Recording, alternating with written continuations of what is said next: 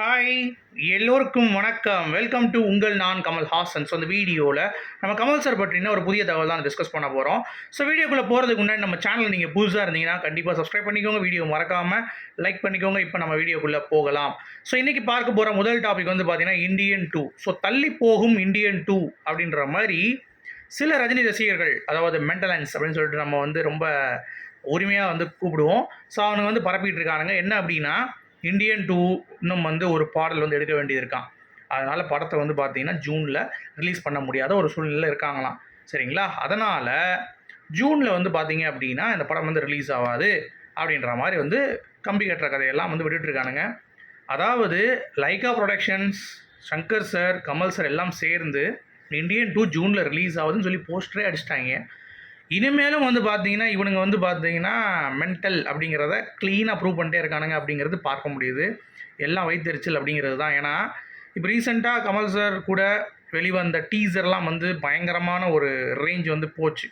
உதாரணத்துக்கு எடுத்துக்கிட்டிங்கன்னா நம்ம தக் லைஃபாக இருக்கட்டும், செம ரீச். இந்தியன் 2 வந்து கிட்டத்தட்ட 13-14 மில்லியன் வியூஸ் வந்து போயிடுச்சு. ஓகேங்களா?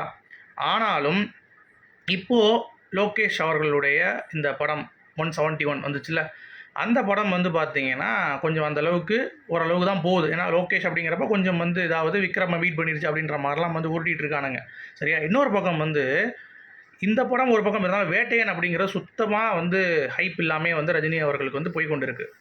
ஸோ இவங்களுக்கு இந்தியன் 2 போகுது, தக் லைஃப் போகுது. ஸோ இந்த மாதிரி எல்லா விக்ரமும் வந்து நல்லா போயிருக்கு அப்படிங்கிறதுனால கொஞ்சம் வைத்தறிச்சல் வந்து படதான் செய்கிறானுங்க. நான் ஏன்டா அப்படின்ற மாதிரி வந்து நமக்கு தான் கேட்க தோணுது. ஏன்னா நம்ம என்றைக்குமே வந்து பார்த்தீங்கன்னா இந்த நம்பர் 1 மேலே நம்பிக்கையெல்லாம் வந்து கிடையாது. கமல் சாருக்கு டிஃப்ரெண்ட்டாக ஏதாவது பண்ணணும், மக்களுக்கு ஏதாவது ரசனையாக கொடுக்கணும் அப்படிங்கிறது தான். பட் ரஜினி அவர்களுக்கு வந்து மக்களை வந்து முட்டாளாக்கணும் அப்படிங்கிறது மட்டும்தான் படைப்பை வந்து கொடுக்கக்கூடிய ஒரு நபர். தேவையில்லாமல் இந்த கம்பேரிசன் வந்து போயிட்டுருக்கு அப்படிங்கிறது தான். சில ரஜினி ஃபேன்ஸ்லாம் வந்து பார்த்திங்கன்னா ஆர்கானிக்காக வந்து போகுதான். அதாவது கூலி வந்து 10 மில்லியன் வியூ போயிருக்கு, ஆர்கானிக்காக போயிருக்கு. ஆனால் விக்ரம் போன 10 மில்லியன் வியூ 6 நாளில் வந்து பார்த்தீங்கன்னா இன்ஆர்கானிக் வியூ, எல்லாம் வந்து ஆட்ஸ், எல்லாம் வந்து ப்ரொமோஷன் அப்படின்ற மாதிரி வந்து பார்த்தீங்கன்னா சொல்கிறாங்க. சரிடா, விக்ரம் படம், லோகேஷ் அவர்களுடைய படம் ஆடு போட்டாங்கன்ற. அப்போ ரஜினி படம் வந்து இப்போ லேட்டஸ்ட்டாக கூலி வந்துச்சுல, கூலிப்பா கூலி அந்த படம் வந்து பார்த்தீங்கன்னா லோகேஷ் அவர்களுடைய படம் தானே. அப்போ அவனும் ப்ரொமோட் பண்ணியிருப்பான்ல. அப்போ நீங்களும் ப்ரொமோஷன்லாம் ஓட்டிகிட்ருக்கீங்களா? சும்மா லாஜிக் இல்லாமல் கண்ட கருமத்தை வந்து வளர்றது அப்படிங்கிறது வந்து பார்த்தீங்கன்னா நம்மளால் வந்து பார்க்க முடியுது. அடுத்து இன்னொரு குண்டை தூக்கி போடுறாங்க. கல்கி படத்தில் வந்து கமல் சாரோடைய போஸ்டர் இல்லையா, பாடுறா ஒரு பொருட்டாக அவங்களெலாம் மதிக்கலடா.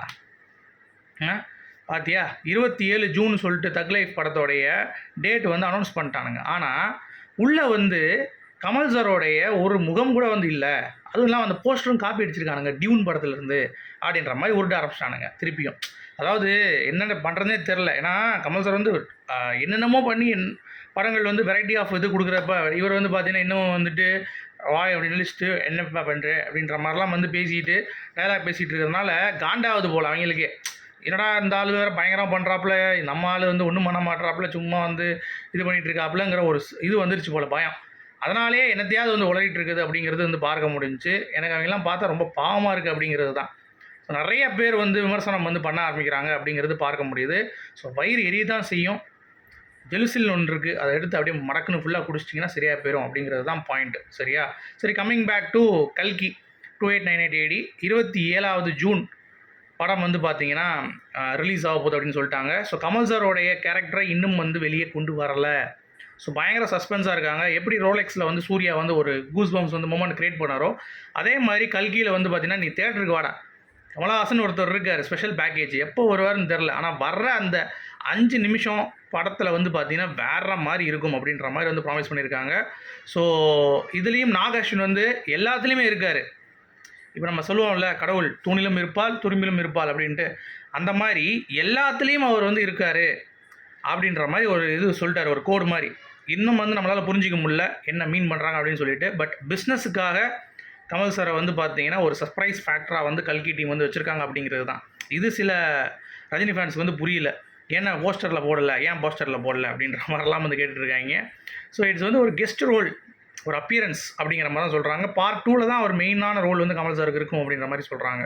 சரிங்களா? அடுத்து இந்தியன் 2 பற்றி சூப்பரான ஒரு அப்டேட்டுங்க. என்ன அப்படின்னா மே 16ஆம் தேதி இந்தியன் 2 ஆடியோ லான்ச் வந்து பிளான் பண்ணுறாங்க. அனிருத் வந்து ஒரு லைவ் இன் கான்சர்ட் அப்படின்ற மாதிரி ஒரு பெரிய பிளானிங் வந்து போகுது. நிறையா செலிபிரிட்டிஸ் வந்து பார்த்தீங்கன்னா இன்வைட் பண்ணுறாங்க அப்படிங்கிற மாதிரி வந்து சொல்கிறாங்க. ஸோ மிக பிரம்மாண்டமாக சங்கர் சார்னாலே பிரம்மாண்டம் அப்படிங்கிறது உங்கள் எல்லாத்துக்குமே தெரியும். அந்த லெவலுக்கு வந்து கொண்டு வரணும் அப்படின்ற மாதிரி பிளான் பண்ணிக்கிறாங்க. ஏன்னா ஜூனில் வந்து ரிலீஸ் அப்படிங்கிறப்ப மே மாதம் வந்து பிளான் பண்ணுறாங்க அப்படின்ற ஒரு எக்ஸ்க்ளூசிவான ஒரு அப்டேட் வந்து வந்திருக்கு. சரிங்களா? ஸோ ஃபஸ்ட்டு சிங்கிள் முடிஞ்சோடனே மே 1ஆம் தேதி வந்து முடிஞ்சிடும். அது வந்து வந்துடும் அப்படின்ற மாதிரி சொல்கிறாங்க. அப்புறம் ட்ரெய்லரு, அதுக்கடுத்து ஆடியோ லான்ச்சு, அப்புறம் 2 ட்ராக்கு முடிச்சுட்டு அடுத்து ஜூனில் வந்து பார்த்தீங்கன்னா ஃபுல் அண்ட் ஃபுல் பப்ளிசிட்டி அப்படிங்கிற மாதிரி பிளான் வந்து பண்ணியிருக்காங்க அப்படிங்கிறது தான் நமக்கு கிடைத்த லேட்டஸ்ட்டான ஒரு அப்டேட். ஓகேங்களா? அடுத்து கமல் சாரோடைய ஒரு சில்வர் ஜூப்ளி படம் அப்படிங்கிறது கிட்டத்தட்ட 50 படங்கள் வந்து இருக்குங்க.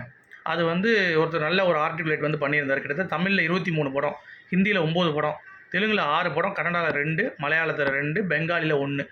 ஸோ எல்லாமே 175 டேஸ் ஓடின படம். எந்த ஒரு ஆக்டருக்கும் இந்த அளவுக்கு வந்து இருந்ததில்லை சில்வர் ஜூப்ளி அப்படின்ற மாதிரி வந்து அருமையாக தொகுத்து வந்து போட்டிருக்காங்க. ஸோ அதனால தான் கமல் சார் வந்து உலக நாயகன் அப்படிங்கிறது நம்மளால் வந்து உணர முடியுது. ஓகேங்களா? அதை நல்லா புரிந்து கொள்ள வேண்டும். ஸோ 43 படம், கிட்டத்தட்ட ஒரு 50 படம் இருக்கும் அப்படின்ற மாதிரி வந்து பார்த்திங்கன்னா சொல்கிறாங்க. அடுத்து ரஜினியாவும் கமலும் இந்த டைம்லேயும் போட்டி போடுறாங்களே எப்படி? ஏன்னா ரஜினி விஜய் அளவு கூட இந்த அளவுக்கு போட்டி இல்லை, வேறு யாருக்குமே போட்டி இல்லை. பட் ரஜினி சாரும் கமல் சாரும் மாற்றி நீயா நானான்னு பார்க்குறாங்க இந்த வயசுலேயும் அப்படின்றதுக்கு ஒரு ஆர்டிக்கல் எழுதியிருக்காங்க. அது என்ன காரணம், எப்படி அப்படின்னு சொல்லிட்டு எல்லாமே அவங்களோட எக்ஸ்பீரியன்ஸ் ப்ளஸ் அந்த ஸ்டார்டமை வந்து கடைசி வரைக்கும் மெயின்டைன் பண்ணணும் அப்படின்ற அந்த ஒரு பாயிண்ட்டு ப்ளஸ் அவங்களுடைய அந்த உழைப்பு ஹார்ட் ஒர்க் அப்படிங்கிற மாதிரி தான் வந்து சொல்லியிருக்காங்க. ஸோ அந்த ஆர்டிக்கல் வந்து ரொம்ப நல்லா இருந்தது அப்படிங்கிறது தான். அடுத்து வேட்டையாடு விளையாடு வந்து ஸ்டண்ட் மாஸ்டர் வந்து பீட்டர் ஹெயின் பண்ணுறதா இருந்து தான். அடுத்து ஸ்டண்ட்டு சிவான்னு ஒருத்தர் வந்து பண்ணார். அப்போ ஸ்டண்ட்டு ஷில்வா அப்படின்னு சொல்லிட்டு உங்களுக்கு தெரியும்ல, அவர் வந்து பார்த்தீங்கன்னா கமல் சார் கூட ஒரு படமாச்சும் ஒர்க் பண்ணணும், எப்படியாச்சும் எனக்கு வாய்ப்பு வேணும் அப்படின்ற மாதிரி ஸ்டண்ட் சிவாட்ட வந்து கேட்டிருக்காரு. உடனே சரி ஓகே நீ பண்ணிடு வா அப்படின்னு சொல்லி கொடுத்துருக்காங்க. அது வந்து ரொம்ப மறக்க முடியாத ஒரு நிகழ்வான். நான் கமல் சார் படத்தில் எனக்கு வாய்ப்பே கிடைக்காது நினச்சிட்டு இருந்தேன். பட் எனக்கும் ஒரு ஷாட்டு கொடுத்தாங்க அப்படிங்கிற மாதிரி வந்து ரொம்ப பெருமையாக வந்து பேசியிருந்தார். அடுத்து ஸ்ருதி அவர்களும் கமல் சார் அவர்களும் ஒரு இன்டர்வியூ வந்து ஷெடியூல் பண்ணியிருந்தாங்கல்ல, அது வந்து வந்துருந்துச்சு. ஸோ அதில் நிறையா மேட்ரு வந்து பார்த்திங்கன்னா கமல் சார் வந்து பேசியிருந்தார். என்னால் 50 வருஷம் வந்து பார்த்திங்கன்னா சாமி இல்லாமல் நான் வாழ்ந்துட்டேன், பட் 5 மணி நேரம் கூட ஒரு மனுஷன் இல்லாமல் நான் வாழ முடியாது அப்படின்ற அந்த டைலாக்கு. அடுத்து வந்து ஸ்ருதி அவர்கள் ரொம்ப உன்னை வந்து மிஸ் பண்ணுறீங்களா அப்படின்னு சொல்லி கேட்குறாங்க. ஸ்ருதி உடனே வந்து நான் உன்னை மிஸ் பண்ணாமல் இல்லை, நான் சின்ன வயசில் உன்னை தூங்க வைக்கிறதுக்குலாம் வந்து பார்த்திங்கன்னா நாங்கள் படத்தை பற்றி பேசிகிட்டே இருப்போம். ஸோ அதனால தான் உனக்கு ஆர்வம் வந்து இவ்வளோ தூரம் இருக்கிறதுக்கான காரணம். ஸோ படத்தை பற்றி நிறையா பேச பொழுது நீ வந்து அப்படியே அசந்து தூங்கிடுவேன், நான் தட்டி கொடுத்து அப்படியே தூங்க வச்சுருவேன் அப்படின்ற மாதிரிலாம் வந்து பயங்கரமாக பேசியிருந்தார். அப்புறம் வந்து அந்த பாட்டோடைய எப்படிலாம் வந்து உருவாகுது, என்ன ஃபீலு, ஒரு நல்ல பாட்டுக்காக எப்படி வந்து நம்ம வந்து ஒர்க் பண்ணணும், ஸோ அந்த மாதிரி ஏகப்பட்ட ஐட்டங்களை வந்து பார்த்திங்கன்னா அள்ளி தெளிச்சிருக்காரு அப்படிங்கிறது தான். அதெல்லாம் வந்து ரொம்ப சூப்பராக இருந்தது. ஸோ பாருங்கள் அப்படிங்கிறத நான் சொல்லிக்கிறேன். அடுத்து சீன் ரோல்டன் ஒரு மியூசிக் டைரக்டர் கமல் சாரை பற்றி பேசியிருக்காரு. கமல் சார் ஒரு நடிகரை தாண்டி செம பாடகர், பயங்கரமான பாடகர் அப்படின்ற மாதிரி வந்து சொல்லியிருக்காரு. அது ரொம்ப நெகிழ்ச்சியாக இருந்தது. அப்புறம் இன்னொரு முக்கியமான அப்படி வந்து தக் லைஃப் படத்தோடைய 2 மணி நேரத்தில் ஒரு சாங் வந்து கம்போஸ் பண்ணியிருக்காங்க.